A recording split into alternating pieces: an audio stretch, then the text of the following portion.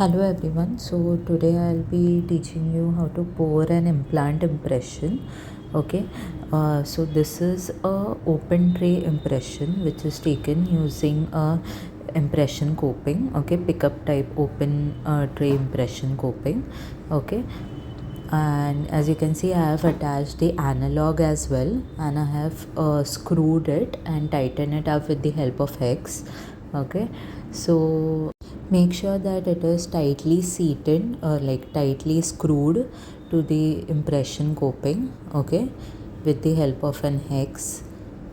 Okay, once that is done, okay, evaluate the impression. Okay, cut all the excess material which is not required. Okay, because it may cause hindrance in removal of the cast. This is a separating medium basically used between the impression and the Gingimask, because both are silicone based materials, right?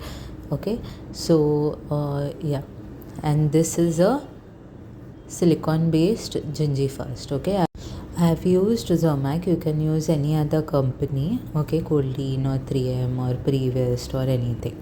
Okay, going further, all the instruments should be ready. Okay, always make sure before applying the separating medium, shake the bottle very well. Okay, and the application of the separating medium should be done in only one direction. Okay, avoid any formation of lumps.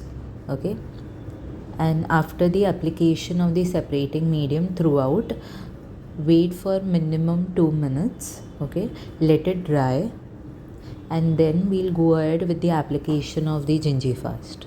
Okay, make sure while applying the Gingifast, you should remove all the bubbles or irregularities of the impression and fill it with wax if required.